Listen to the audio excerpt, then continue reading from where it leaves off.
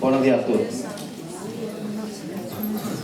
Vabbè, io pensai a pochi la direzione o comunque chi è dirigente dell'assemblea ha fatto proposta e quindi una parte che viene già in base a questa proposta che sono circolate, però poi queste proposte non sono state avanzate evidentemente magari si chiede vedere come su clima da parte dei sazienti insomma poi eventualmente las avanzare. Beh, e quindi entriamo in considero subito questa situazione. Beh, è chiaro che oggi parta in campo in Sardegna due proposte che sono evidentemente diverse, sono versate chiaramente. Una è una proposta che viene da chi è governatore la Sardegna è una roba a comandita, cioè nomina praticamente del partito italiano che in pratica su 100% del Parlamento sardo, chiamiamolo de Gaipole, dare un papel di onore, è espresso dal partito italiano o comunque dai collaboratori ci sono, insomma, qualche partito che ha solo sede e direzione in Sardegna, ma di fatto però anche in parte del suo pacchetto, anche in parte della giuditanza, insomma.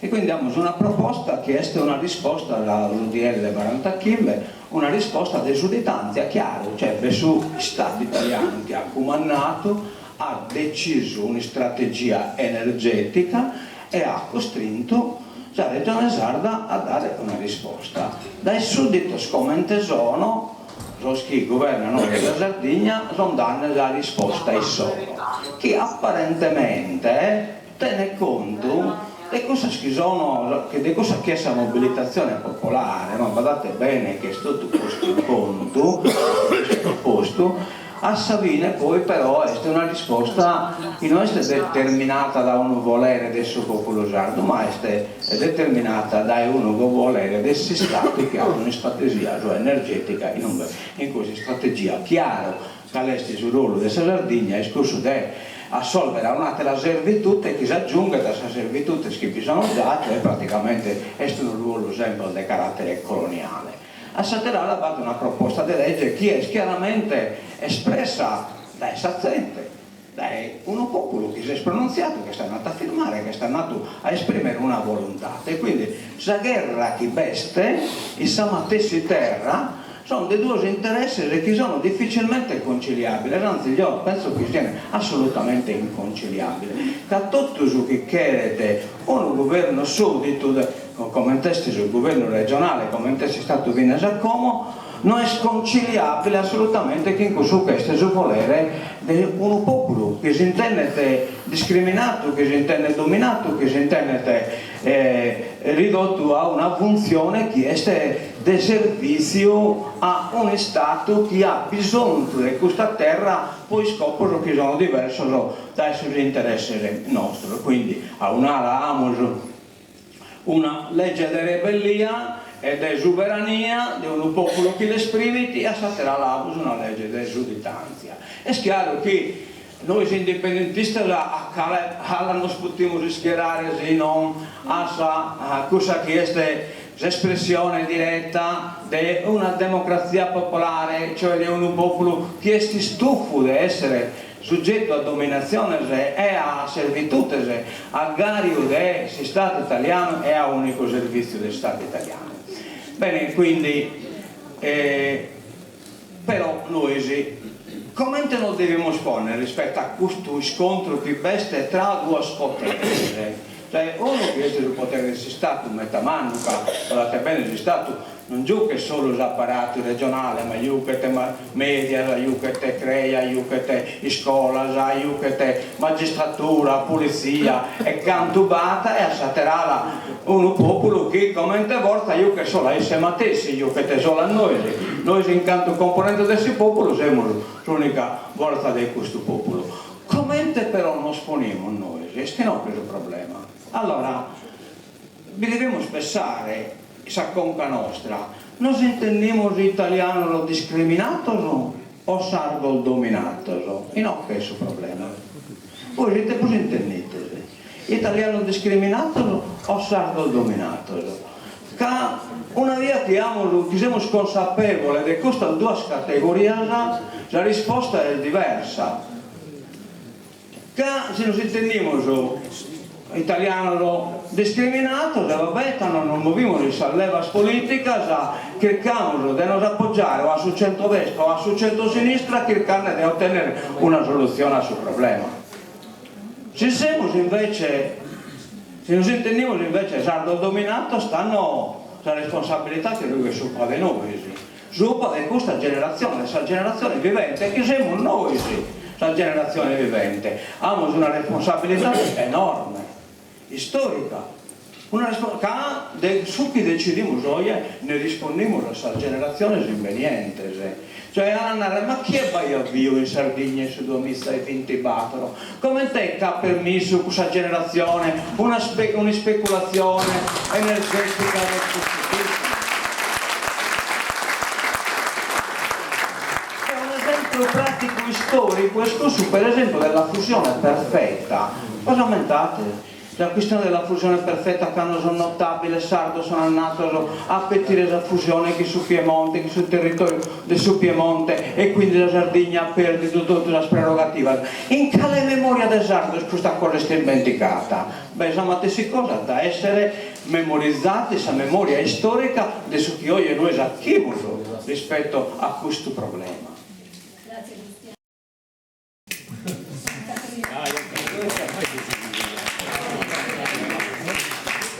Vabbè, continua. Volevo scrivere un paio di concetti, ma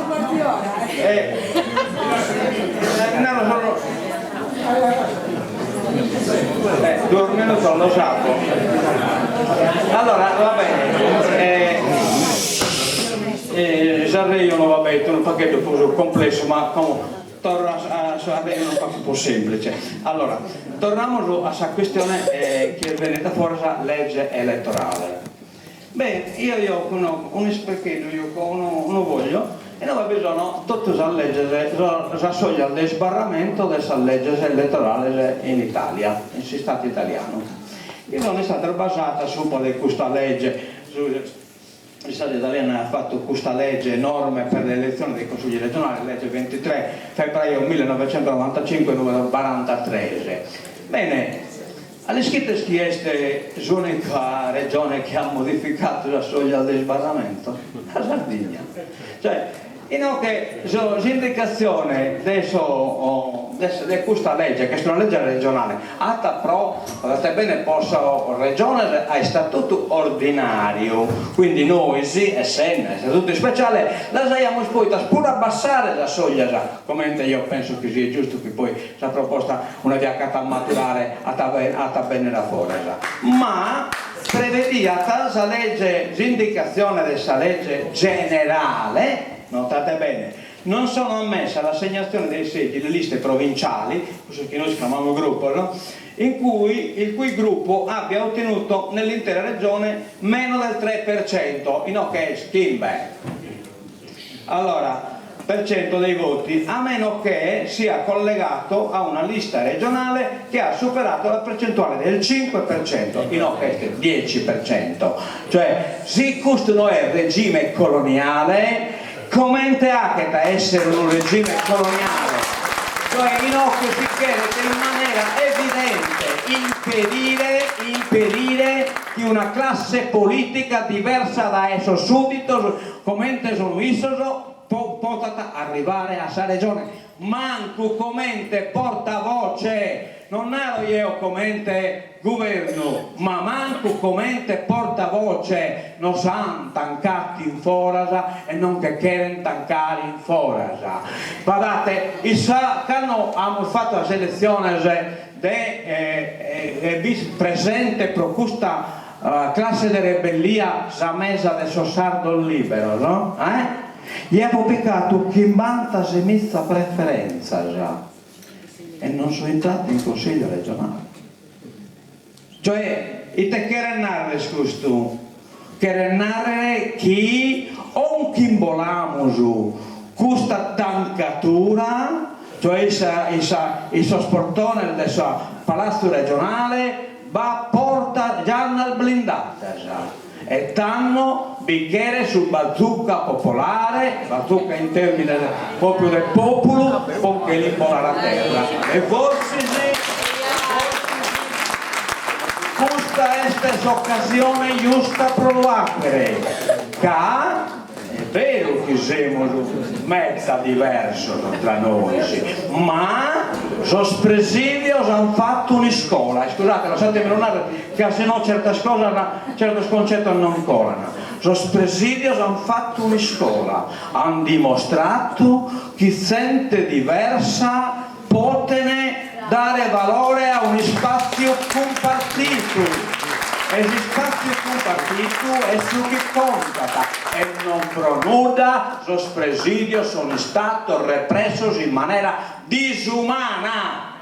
Badate bene che su che è successo su Porto di Oristano e su che è successo sul presidio di Selargios è una visaglia di quale tipo di repressione sono disposti a fare. Sono arrivato in Oristano a sequestrare il gazebo, il saldier del sole e su matessi tempo sto deacchiato una legge che vieta di travagliare i sasori da chi vai a solemetta a soroperaio invece lo presidiante del supporto di Oristano no, questo noi hanno diritto, questo deve essere lasciato invece a Concasole e morire dai su calore esistia che il supporto di Oristano vai a puro persone malaidas, meta malaidas, non hanno nessuna pietate. Questo è su chi è governante oggi, questo sistema e tanno in questa ribellia vanno a scrivere una classe politica nuova, è giusto che questa classe politica nuova